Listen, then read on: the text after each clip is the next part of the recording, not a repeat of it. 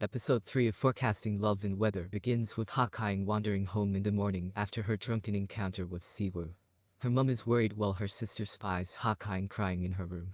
She's convinced this is because of Kai-jun, but of course, this stems from her night with Siwoo. Siwoo too is conflicted, torn like the changing seasons that are upon them. With the weather hot but the time of year still spring, he's unsure exactly how to approach this day. It's a nice way of giving some context to what's happening in his life, and it's only compounded further by Siwoo wearing the exact same clothes as the night before. The chaotic changing of seasons is likened to Hawkeye, is flustered after leaving her keys over at Siwoo's place. This unfortunately forces her to get the bus, which leads to her running late. So late in fact, that she misses the morning meeting and ends up spilling all of her gear over the floor.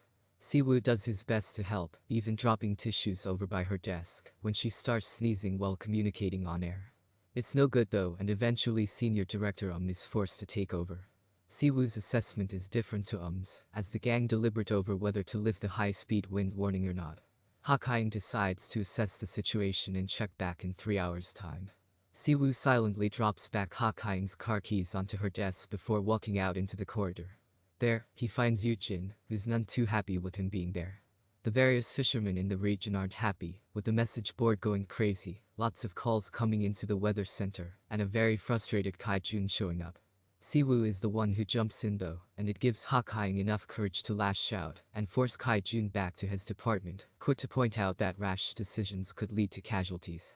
Eventually the team collate more data and realize it's difficult to know exactly whether they should lift the ban or not for the fishermen. Hawkeye chooses a cautionary stance and leaves the ban in place until at least 9 p.m. Siwoo is not happy, believing they should lift it, but that ship has already sailed, no pun intended. After a stressful day at work, Hawkeye is encouraged to head home late after a trying encounter at the grocery store. Suja runs into a woman named Mrs. Lee, who asks about her daughters and specifically Hawkeye's wedding. The wedding, of course, that was called off. When Kai-jun returns home, he finds the place a complete mess and a note from Yujin telling him that breakfast is in the fridge. She eventually shows up late and questions him about the apartment, especially as she doesn't know the truth about the apartment. Funnily enough, both Kai-jun and Yujin are clearly going through the motions and individually realizing that the grass isn't actually greener elsewhere. That night, the prospective buyer for Hawkeye's gear shows up. It's Siwoo. She won't sell it to him for obvious reasons and tells him to leave. Instead, Siwoo gives her some solid advice over selling her items online effectively. Hawkeye can't stop thinking about Siwoo the whole time, and eventually the pair head out for dinner, mostly because Siwoo tells her to make it up to him for helping her.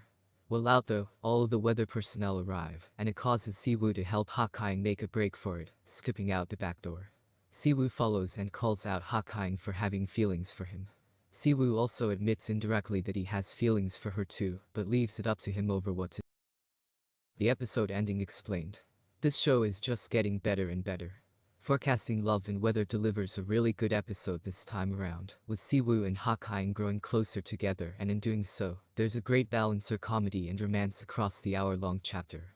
The situation involving the weather, and specifically the difficult calls that these men and women have to make in the heat of the moment, helps to give some appreciation over how difficult this job must be to do and do right.